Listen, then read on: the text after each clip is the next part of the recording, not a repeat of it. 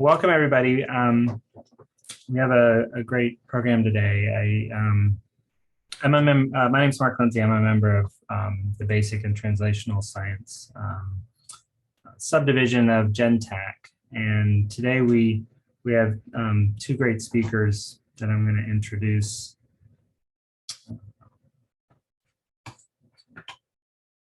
And the title today is Machine Learning and Cardiovascular Disease. And we really wanted to get some experts to talk about the use of machine learning for phenotyping, and especially phenotyping in aortic disease. So so I'm going to introduce first Dr. Priest.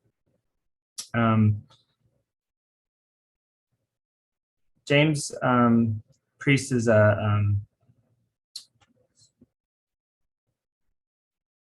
sorry, I lost my prompting here. He's a physician scientist and a fellow pediatric cardiologist, actually, and an adjunct clinical assistant professor at Stanford University in the Department of Pediatrics. He got his MD from Stanford University School of Medicine and performed his clinical and postdoctoral training at the University of Washington and then Stanford. And he led a laboratory that was focused on the intersection of genetics and congenital heart disease. And I've always been very interested in his work as a fellow congenital heart disease doctor. And then intersecting that with cardiovascular imaging.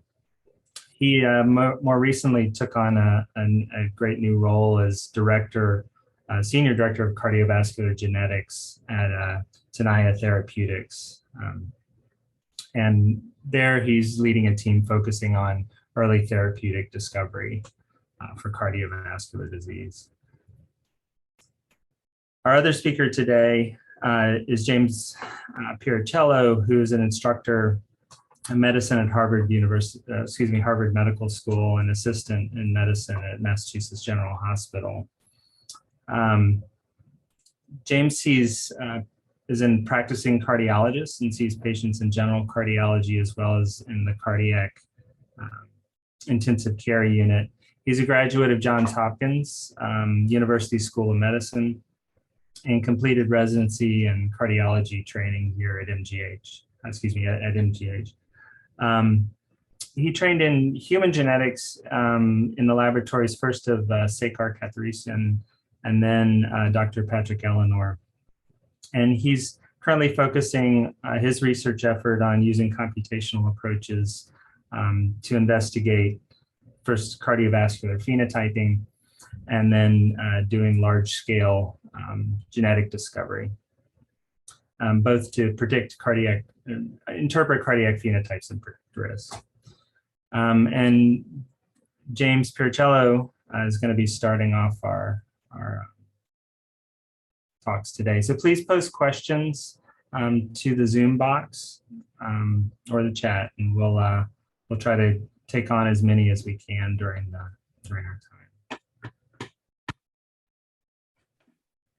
Stop. Awesome. Thank you for the introduction, Mark. And all right. Okay.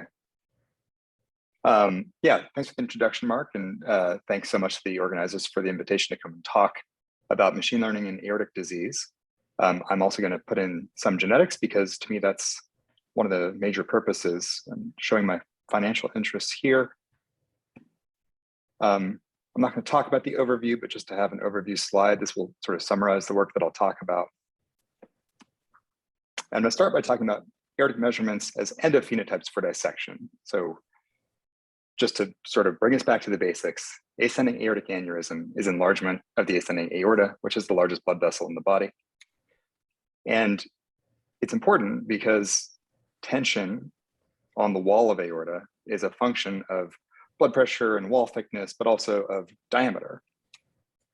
And if you overcome the tensile strength of aorta, either because of high blood pressure or an enlarged aorta or both, then you're at risk for aortic dissection, which is an important cause of sudden death in the United States. And even in the COVID era, it's still in the top 20 leading causes of death for adults over the age of 55. So because of the morbidity and mortality, there's been a lot of interest in understanding aortic dissection for a long time. led by the Marfan syndrome. And, so we've got Marfan disease, Loeys Dietz, vascular Ehlers Danlos. We have familial syndromes that have a monogenic explanation for aortic dissection. But that is a subset of all the people who get aortic dissection. So there's more to learn. And people have thought about that as well. So Dinah Milowitz and colleagues, for example, performed a genome-wide association study in sporadic, so like non-familial aortic disease, looking at 750 people with dissection and 2,250 matched controls. And they identified common genetic variants that are frequent in the population that are associated with dissection near these three loci.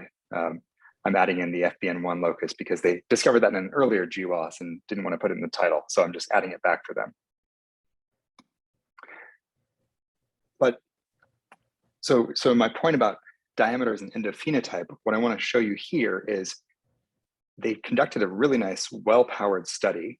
And in that sample size, the smallest common variant effect that you could possibly find would be about the same size of effect as if you gave someone a cigarette every day to smoke, and that affected their risk of, let's say, coronary disease. So these variants, in order to be discoverable at that sample size, have to have a really big effect.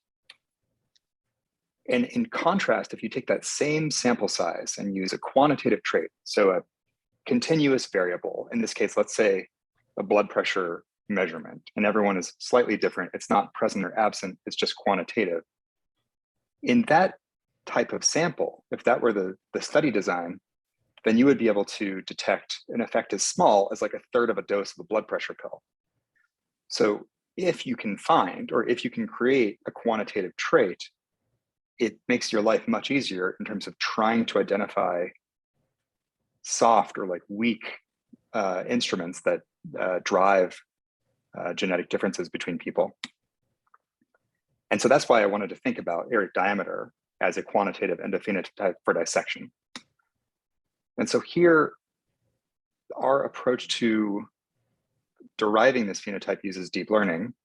And just to orient you to the images for the talk, this is a cardiovascular MRI taken at the level of the right pulmonary artery, which sort of divides the screen diagonally. The top circle is the ascending aorta, the bottom circle is the descending aorta.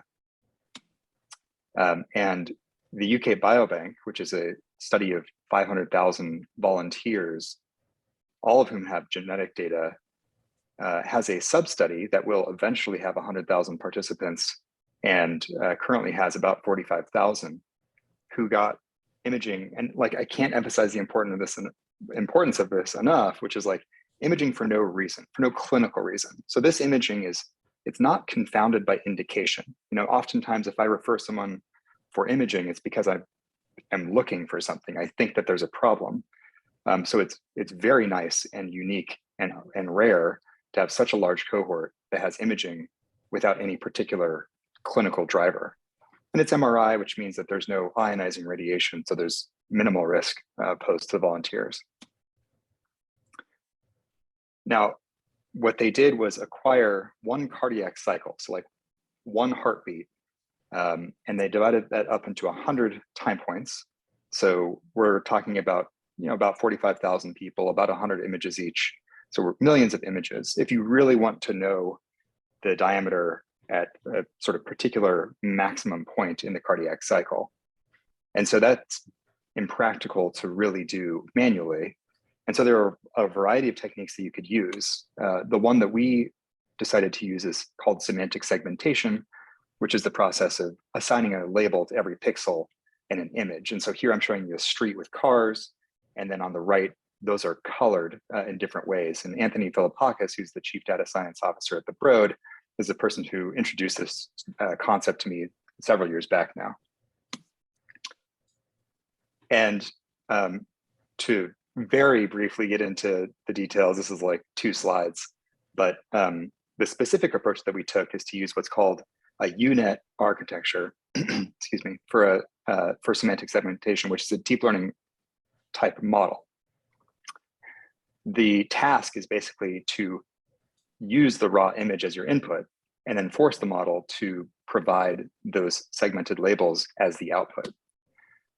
And the U is because of the shape of the model. So if you go down the sort of typical encoder stack, the image representation gets smaller and smaller as you proceed down to a very tiny fraction of the original size. And this mostly is a process of learning sort of what is in the image. So you might say, like, there's a car in this image.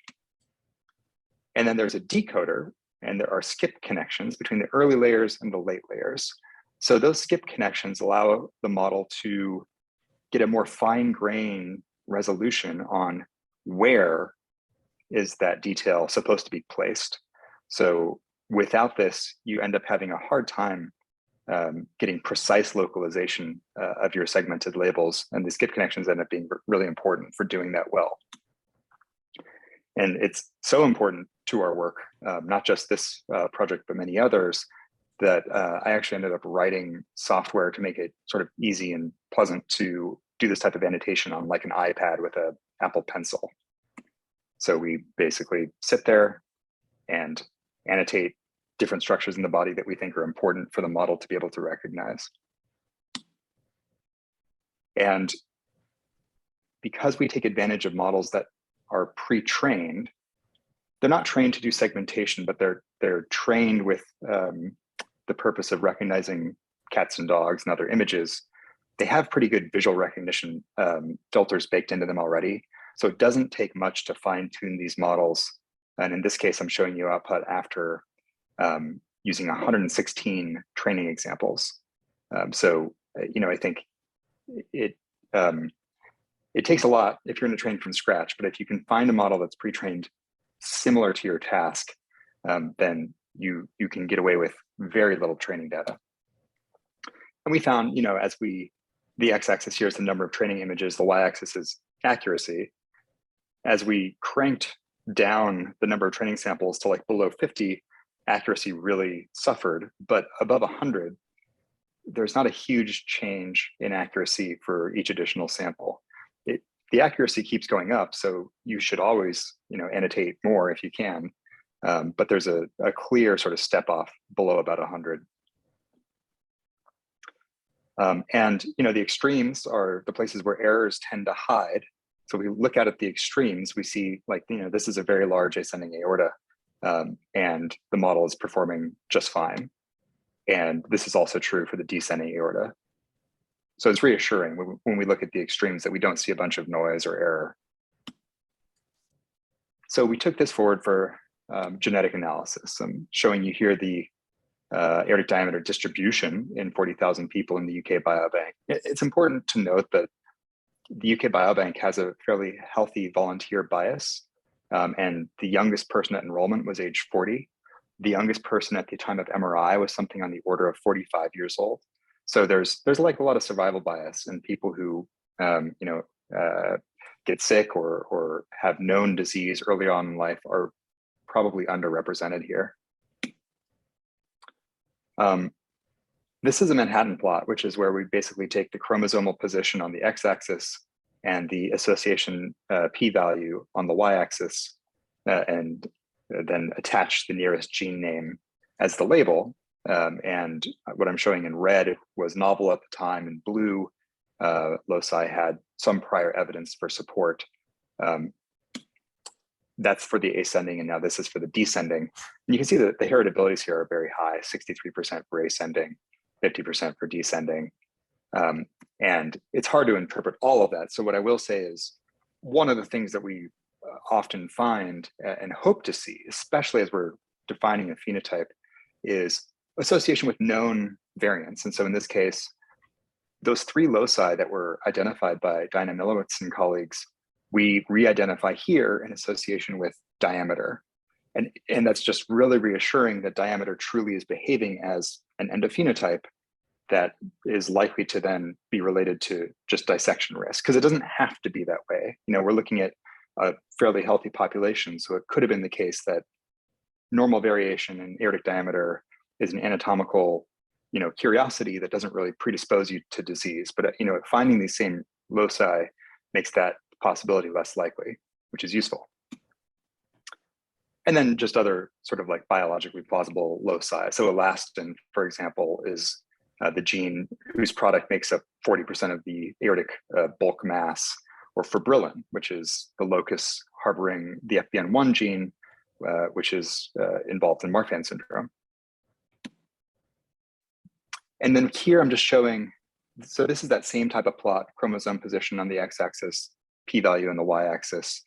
The top, I'm showing you thoracic aortic aneurysm and dissection diagnoses in UK Biobank, which is about 1,000 cases and 480,000 controls. And then the bottom is the ascending aortic diameter. And so at this FBN1 locus, we really see the same pattern of association at the same region.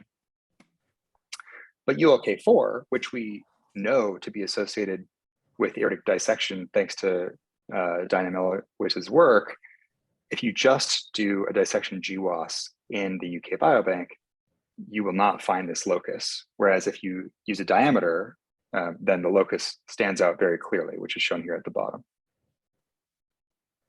So it's just, this is that sort of point about quantitative traits giving you a lot of power to make discoveries. And so because there are only 1,000 people who actually have recorded dissection in the UK Biobank, we're really looking at effect sizes that have to be about the same as smoking half a pack a day in order to be able to identify an association at that SNP. Whereas, you know, in once we get up to about 100,000 people with imaging, we'll be able to identify very modest effect sizes, which are as small as like a 20th of a dose of blood pressure pill. There are other analyses that we did with this study, which I'm not going to go into today. And I just want to point out that Dr. Priest's work shows that there are other approaches that don't require deep learning necessarily that allow you to measure the aorta as well.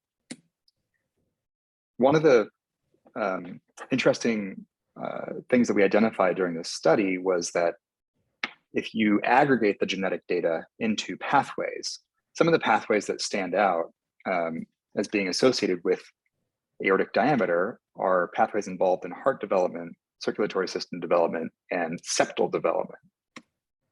And so as we started thinking about the septum, we wanted to take a look, you know, what is this sort of paired right heart trait for the aorta, well, the pulmonary artery. And so we wanted to look at that relationship. And to do that, we had to turn to a different set of images. And I'm showing you the short axis cut from base to apex. And if you zoom in at one of these basal slices, you can actually see, and what I'm highlighting here in, I don't know, magenta, is the pulmonary artery. And so we're able to visualize both the main pulmonary artery and in a different view, the ascending aorta.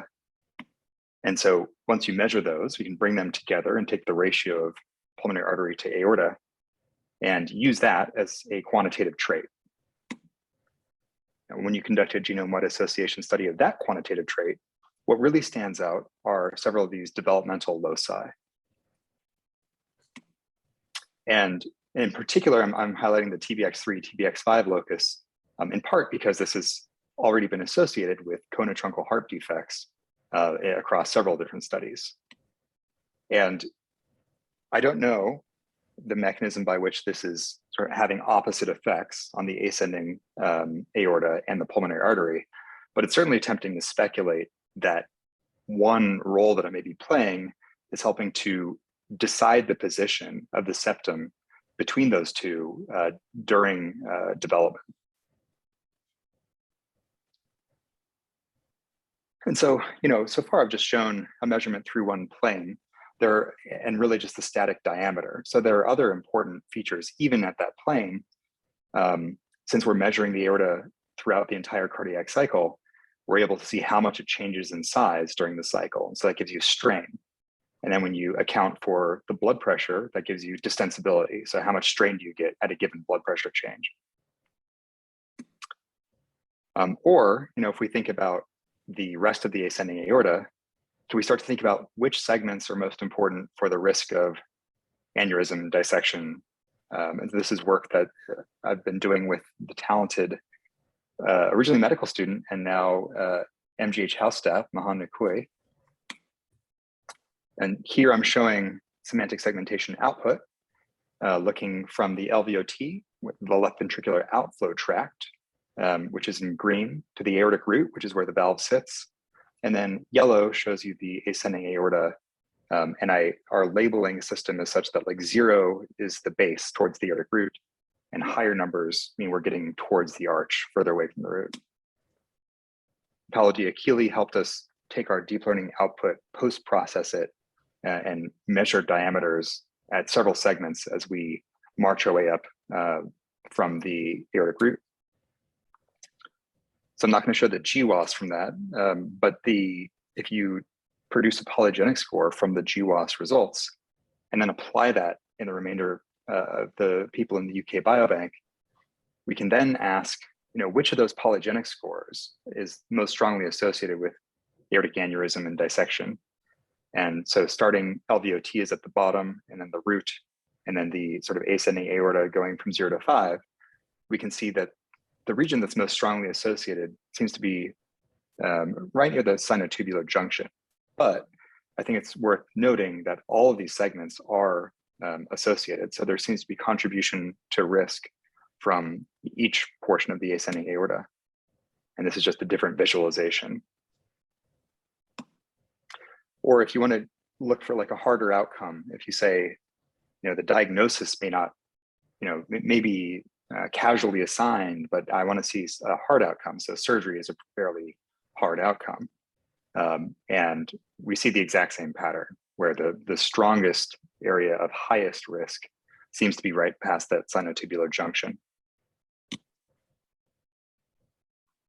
And so then in terms of work that we're doing, looking back at that distribution of aortic diameters, we see that several people in this population have aortic diameter greater than 4 centimeters, which would be enlargement, greater than 4.5, which I think most people would agree is aneurysm, and then certainly marching up past 5.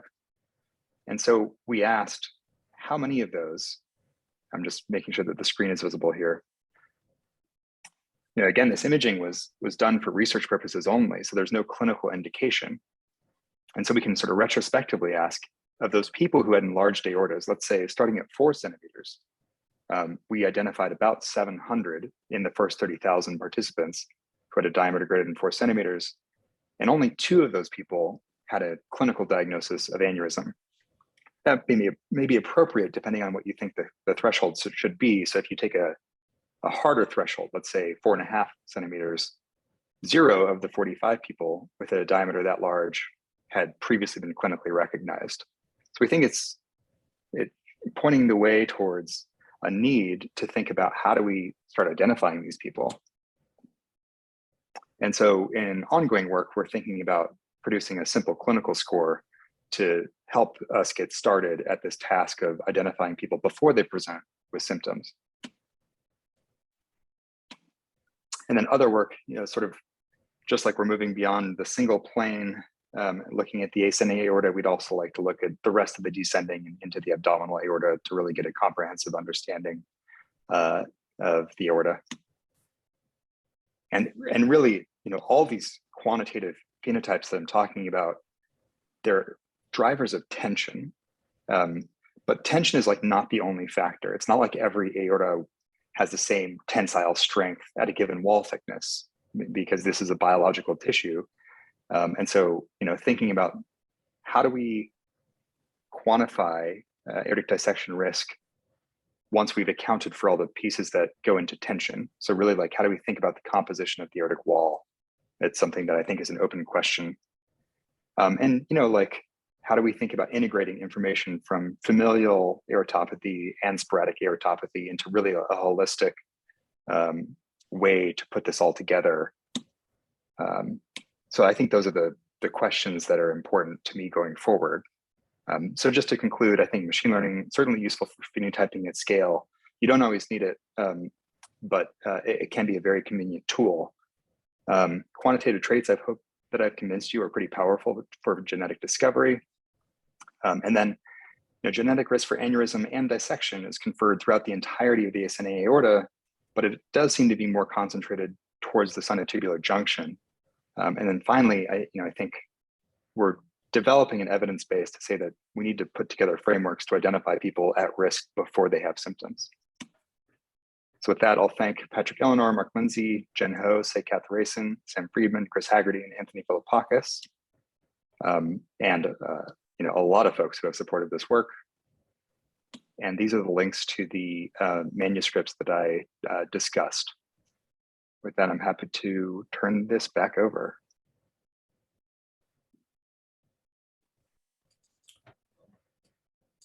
Great, thank you.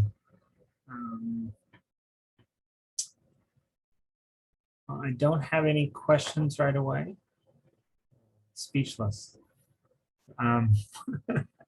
So I'm sure people will have some after after they can think of the totality. So maybe James Priest, if you want to go ahead. Sure. Let's see here. All right, so screen sharing is working, yeah? Yep. Okay. So thanks for going first, Dr. Pirruccello. And thank you also for introducing a variety of, the concepts, that we're going to talk about. I actually think our slides and our work are really complementary to each other. And so I'm glad to have the opportunity to talk in this format at the same time as you. So just so everybody knows, I'm an employee and stockholder of Tenaya Therapeutics, and we have publicly disclosed programs for multiple different forms of cardiomyopathy, but none of this work is related to that. This is all coming out of my academic work. And so, the interest, that I have had, for a long time as a pediatric cardiologist is, trying to figure out what exactly drives variation in human cardiovascular anatomy, because in many cases, that's a lot of what pediatric cardiologists are dealing with congenital heart disease on a day-to-day basis. And this is just a photo I found on the internet of folks posing in a life-size model of a whale heart. And you can see there's a variety of very likely different cardiovascular anatomical shapes and sizes. We got the whale heart. We have, these 5 individuals who probably also all have different anatomical sizes, as well as this dog here, who has a size, all in relationship to in the most part, their body surface area, their genetic sex, and as this group knows better than me, monogenic, forms of conditions like Marfan syndrome, Williams syndrome, hypertrophic cardiomyopathy. So the overall, framework is, that for the short work that I'm describing today is that, we can look at these genetic determinants of cardiovascular anatomy, and we can do 2 things at the same time. We can learn about heart development and cardiovascular development, as well as we can predict, risk and for different forms of disease. And as Dr. Pirruccello really nicely introduced, we can do this using machine learning of cardiac imaging data from the UK Biobank.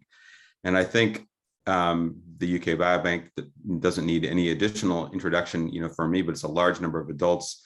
A portion of them had MRI imaging data, which is not yet complete. And then there's genetic data and long-term longitudinal clinical data on these individuals, which really allows for some powerful genetic epidemiology. And so I think the point that has come up over and over again is that these individuals, the MRI data was primarily released, unread, without any, imaging data. I've had reviewers of different papers say, well, how come you didn't use the, the clinical reports and extract the information? But as Dr. Pirruccello, nicely, noted that these were all, this was an all-comers study. There is a healthy cohort bias to the UK Biobank, and then in particular to the MRI data itself. These individuals all received an MRI, irrespective of any particular clinical indication, but then they also, there was no clinical report generated. And so these unlabeled MRIs, required, further analysis. And with some folks, from the Stanford CS department, we put together some simple tools and approaches to do that, and I won't go into the details of that today. But to summarize it, you have two individuals, and I picked two individuals, with the same age, sex, body surface area, and weight, and one individual has a ascending aorta, in the neighborhood of 30 millimeters, while the other one has 49, millimeters. And so these are some differences, big differences in on normograms, and really what are the genetic determinants, for these differences. And this data set really allows you to ask those questions in a really elegant and detailed way. And so using the very same data, we looked at the ascending aortic diameter from the same view as Dr. Pirruccello, this coronal view. And we were able to make these measurements and show very clearly that our measurements corresponded to the normograms, to previously described norms for healthy adults of these ages. So we knew we weren't measuring garbage for the most part. And then Dr. Catherine Chianju, who's recently started her lab at the Gladstone Institutes, led most of the genetic work and did a GWAS. And so really an extraordinarily extraordinary GWAS with an enormous amount of biology in there. And we made sure to try and include not just individuals of European ancestry, which is the majority of the UK Biobank, but also individuals with Afro-Caribbean, South Asian, East Asian, and then we also did a trans-ancestry meta-analysis with the purposes of trying to include as many folks as possible, but then also to identify as many different genetic loci as possible.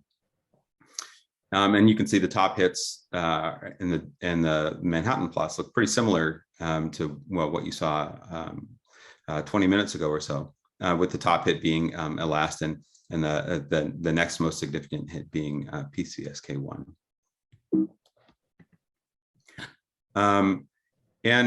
Just to highlight briefly, just the sheer amount of biology, in this data set. There's many known cardiac developmental genes, elastin, TBX20, FGF3. And there's also genes here that we know contribute to Mendelian forms of cardiovascular disease and cardiovascular development, such as PRDM6, which is known to be involved in closure of the ductus arteriosus, and there are some monogenic forms of this disease. And this is just a small illustration of some of the biology there. Changes how the smooth muscle cells respond to prostaglandins. There's also genes with previous experimental evidence for cardiovascular development, but hadn't previously really been recognized. And GATA2 is one of those genes. So GATA2 is a gene that's involved in hematopoietic development. But hematopoietic development, at least in the early embryo, occurs in a variety of different locations, outside the bone marrow, including the aorta. And so what this is this left panel is from a paper showing this process ongoing in the aorta in mice. And then these right two panels are from GATA2 knockouts, or one of the isoform knockouts in zebrafish, showing that there's a failure of aortic development, actually, when you knock this out in zebrafish, showing that this gene primarily recognized in hematopoietic development actually is also participating, perhaps in a secondary role in aortic development as well. So in addition to these known cardiac developmental genes, there's many loci with strong functional evidence, which again, too short a time to talk through all of these, as well as all manner of non-coding RNAs and link RNAs, with totally unknown biology. So there's an enormous amount of biology just in this single GWAS to explore. Could keep many people busy for their entire careers trying to understand how these loci play a role in the development of the aorta. But again, as Dr. Pirruccello mentioned, the exciting thing is that you can do two things at once. You can learn both about early development, and you can start to think about predicting and understanding clinical risk. And so thoracic aortic aneurysms have tremendous morbidity and mortality. And again, I think that this audience probably knows this much better than I do, as many of you very likely take care of these folks as adults. But the key point is that it's clinically silent with very high morbidity, and it's fairly unpredictable. And so, building a polygenic score of the aortic diameter, we allowed us to test this in the UK Biobank and a variety of other cohorts. And so using the UK Biobank, FinGen, and then a couple of other biobanks where the investigators were kind enough to help us take a look. The polygenic score for aortic diameter predicts thoracic aortic aneurysm. How we've represented this here is with for every standard deviation increase in polygenic score for the aortic diameter, that conferred approximately a 1.4-fold odds ratio of increase in thoracic aortic aneurysm. And let's see, oh, there we go. So this means that, the individuals in the top 2.5% were at least twice or nearly twice as high a risk as the general population for an aneurysm. And one of the reviewers, of our paper suggested, well, you should really look, more carefully and see how well these scores predict over sort of standard clinical risk scores, and so that's what we did. And whether we look for thoracic aortic aneurysm in the first place, whether we look for individuals who received a thoracic, repair, or of individuals who were diagnosed with a thoracic aneurysm and then received a repair, are adding a polygenic score for ascending aortic diameter, improved clinical prediction in all cases over a simpler clinical score, including body surface area, age, and sex. And I think a key question kind of going forward, as Dr. Pirruccello indicated, which is one I'm excited to see how things develop, is to see what are the best ways and how are we going to incorporate polygenic scoring of anatomy into prediction and stratification of clinical risk. And I think this is exciting for a difficult to predict disease such as thoracic aneurysms in the general population. But I'm actually particularly interested to see how these scores might work in what geneticists might call a sensitized population, individuals with Marfan syndrome or other familial aortopathies.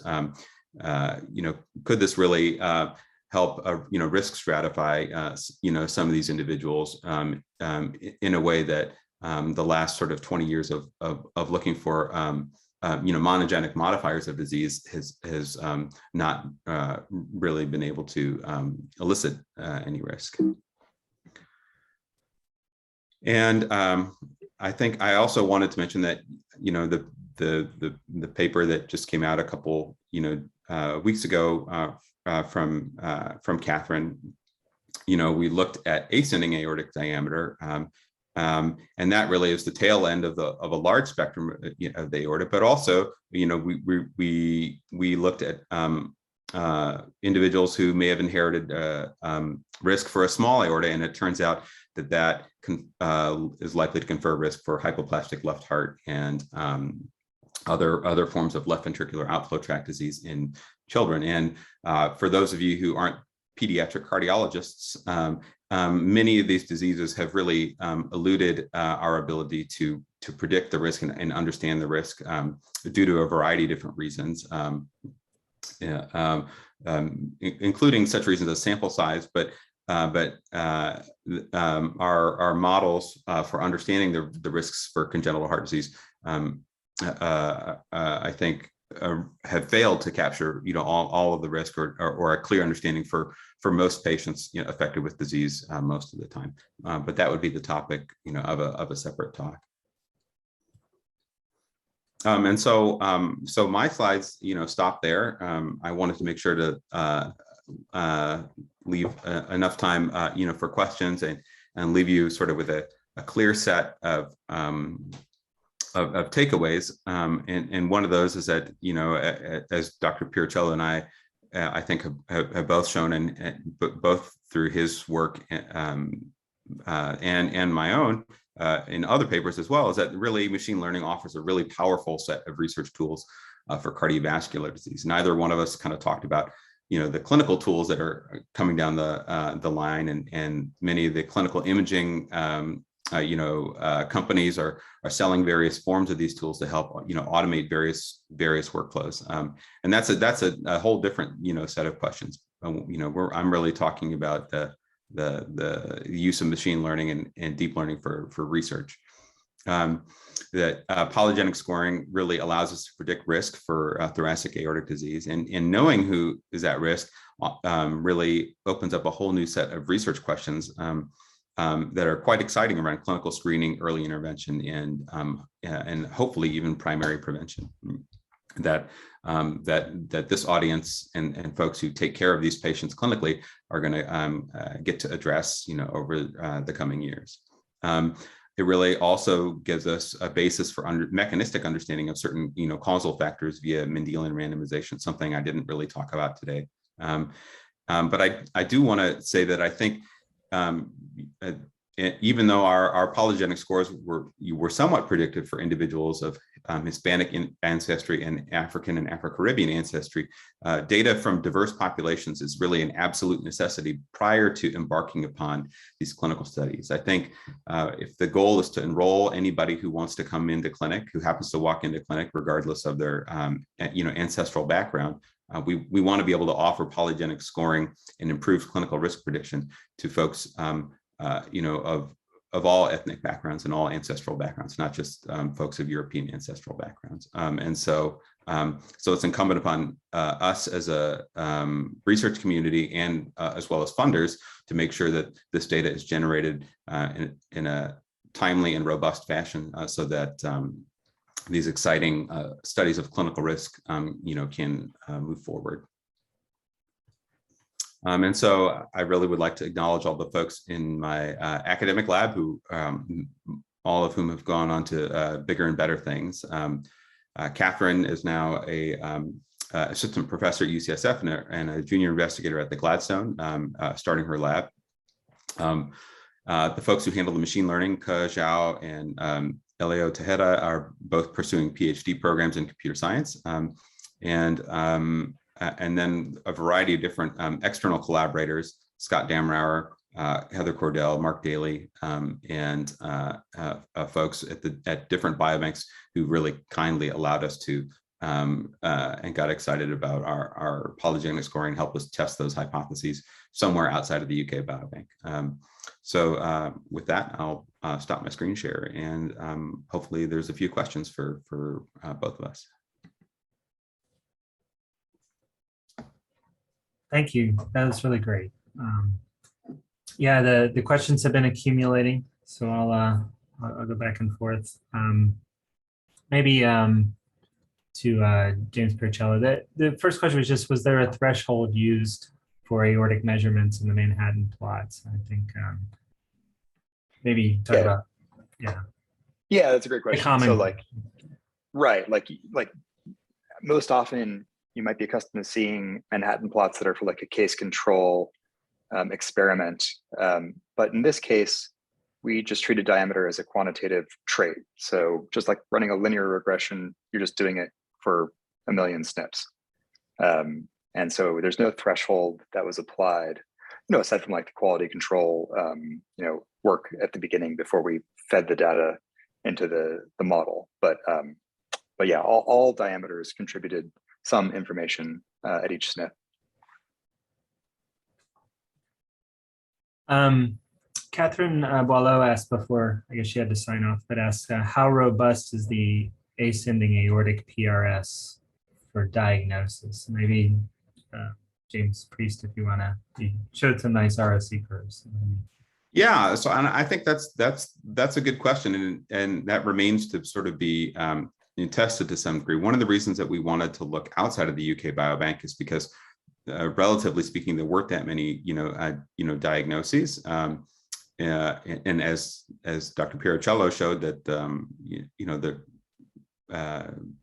thoracic aneurysm in that cohort was relatively underdiagnosed.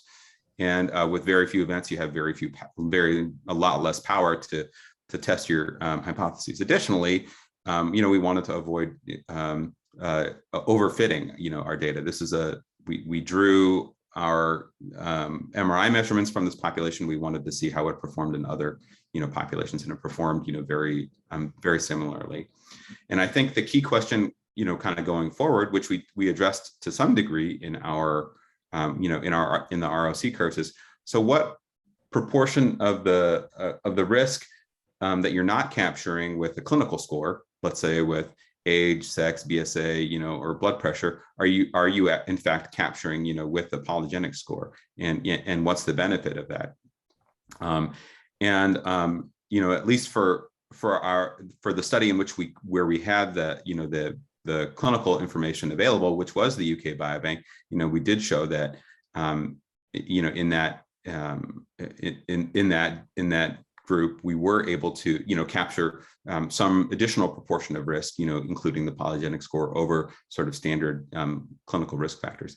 But the performance of a clinical score and the performance of a polygenic score is really going to vary quite a bit, based on the population in which it is applied. And so that's really going to be one of the key questions, is which clinical risk factors are we already using to try and predict, and will the polygenic scoring improve upon the clinical risk factors for a given population, whether that's for deciding early screening, deciding who's at risk for earlier intervention, deciding on whom you might wish to who already has a diagnosis, who you might wish to perform surgery early or later. Those are different clinical questions for which the polygenic score might actually perform differently. Yeah, Dr. Priest has said this better than I could. The only piece I would add to that is, as we found with both of our different approaches to the same question of sort of computing these phenotypes, the heritability, like the proportion of variation in aortic diameter attributable to genetic factors is very high. So, I think that gives you another reason to think that using the polygenic score is a good idea. But, between here and there, like deploying it routinely in the clinic, I think we have a long ways to go. In the United States, there's few or no clinical locations that actually routinely compute polygenic scores as part of primary care. So, do I think that these are potentially usable for research purposes? Yeah, absolutely. But there's infrastructure that needs to be put in place if we're going to really use this. Never mind like a clinical trial, which I think we should do, but also, there need to be institutions that are interested and willing to apply these polygenic scores. Otherwise, we're sort of left with private companies applying them for very specific groups of people. Whereas, if you can use a polygenic score as part of your prior information for your entire primary care population, I think you have an opportunity there to really take advantage of a score like what Dr. Priest proposes, that incorporates both clinical and genetic information. Great, thank you. I'll let James Pirruccello start out on this one, but you both probably have an opinion, which is just, how do you account for in the UK Biobank for bicuspid valve? Did you make any inference, or were you agnostic to valve disease? I'm smiling real wide because Dr. Priest has a nice paper on detecting bicuspid valve in the UK Biobank. So I can give a simple answer on our end, which is that we didn't attempt that. But you have Dr. Priest has a different answer. It shifted. Yeah, so we thought that was going to be an easy problem, and then it turned out it wasn't that easy. That's the short answer. But so in our aortic diameter work, we did not account, for bicuspid aortic valve, specifically because, and there's two reasons for that. One, it's the ICD codes for bicuspid valve are really really poor and and so it gets coded in different ways at different institutions, and so it can be really tough to tell. And then we did do a separate MRI study looking at flow through the valve and attempting to find individuals with bicuspid valve, which we were able to do. But what we didn't do is relate those findings in particular to the aortic diameter. It turned out that the association testing for that particular trait, especially if you view it as a binary trait, this person is bicuspid and this other person is not, turns out to be pretty underpowered even in amongst the UK Biobank, because the prevalence of bicuspid valve in the UK Biobank is similar to where it is everywhere else, which is in the neighborhood of 1%. We did do some genetics looking at the overall aortic valve flow area, and those were pretty interesting as well, but we didn't relate that specifically to aortic diameter. Great. And I'm going to combine two of these questions, but I think they're similar, from Nicholas Betsy and Eric Svensson, which is, have either of you looked into longitudinal data in the UK Biobank, and or is there any correlation between the genetic findings and the rate of aneurysm progression, which sort of similar issues? What can we infer about growth rate, which is what we all worry about in the clinic? I could start. It's a really important and good question. UK Biobank right now feels like it may be a difficult place to try to answer it. There is repeat imaging. The initial plan was to repeat imaging in 10,000 people. I think that they actually got funding to do that repeat imaging in more people. But from what I can tell, just sort of like looking at the years that have elapsed between the initial imaging and the follow-up imaging for those people who have it, so far, I think there's about 3,500 people with both the first pass imaging and the second.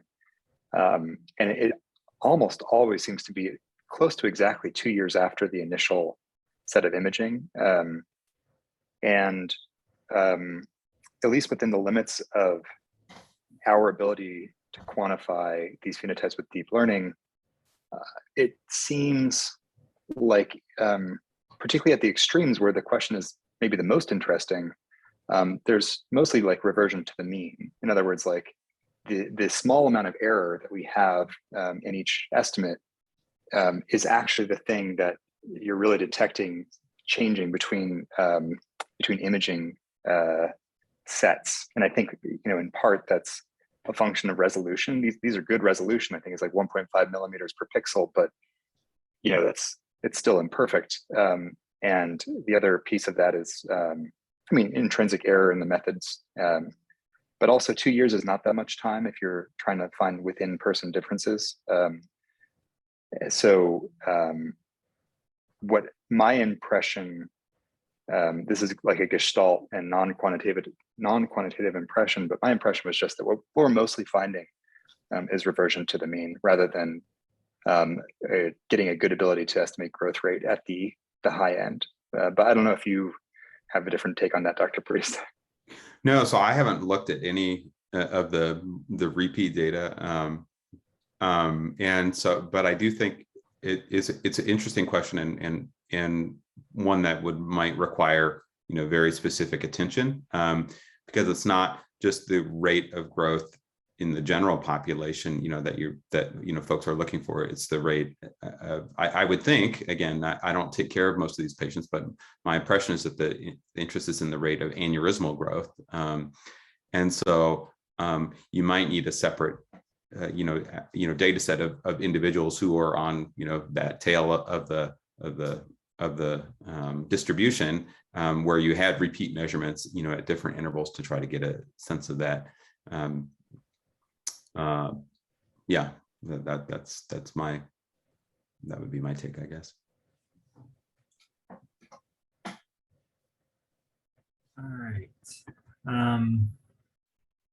So I guess I'll try to, there was one question that was submitted during the registration, and maybe you could speak to the accuracy of the of your measurements, in terms of how do you think about transitioning to a clinical, using this for a clinical question versus, obviously you have thousands of measurements here that you're averaging over, but how translating this to a clinical measuring schema. Not yet. Well, I think Answer be not yet. Well, I mean, like Dr. Priest was saying, there are sort of there's like the commercial approach to clinical reading, and then like our research approach. And there are commercial entities that are applying deep learning, and going through the FDA approval process. And so, I mean, do I think that you could create a model that handles appropriately various imaging modalities and vendors for MRI? Sure, I definitely think it's doable. I feel very confident that if you took the model that, like my approach to modeling in the UK Biobank is, if I overfit perfectly to the UK Biobank, that's great. I don't care, because my goal is, to produce a research model. And if I happen to, let's say, manually annotate everyone in the UK Biobank and there's no machine learning at all, even better. I just don't have time to do that. So the goal, for this research has not been to make something that's generalizable or appropriate to apply on an outside data set. So I don't have a number. I haven't tried, but my expectation is that it would fail catastrophically. Yeah, and there's companies that are doing this already. There's a company, Arteris, which is here in the Bay Area, that has been around for a while now, and is already selling products and approaches that help reduce the amount of time that it takes in an MRI machine to get a full cardiac MRI. And part of those offerings, I believe, are related to deriving measurements and some simple anatomical stuff that that is included in every cardiac MRI report. But there's no question that these companies want to do this and they want to sell it to you. And I think that for these sorts of standard questions, I think for standard questions for standard individuals and standard anatomy, I think it's going to work. It's going to work out. And as Arteris has already shown, what the cost will be or what they'll charge for it, in addition to what we're already what different hospitals and institutions are already paying for their radiology services, and how that will change the practice of radiology or imaging based medicine. Is those are really interesting, and actually I think really separate questions from the kind of stuff that we've been talking about today. The other piece I would add is just, you might then say well, why didn't you guys just, buy a license and, use Arteris? And, to me, one of the points is we don't routinely read out, for example, aortic diameters at various levels in the ascending aorta from the LVOT view. We don't routinely read the pulmonary artery diameter from a short axis stack that happened to opportunistically catch it. So, from our data science standpoint, having the capability to do these things yourself means that you can take advantage of data that is present, even if it's not like the point of the imaging modality or part of the standard readout. And so that just pitching a justification for why are we still, doing this on our own if someone cracked the code of deep learning for aorta commercially.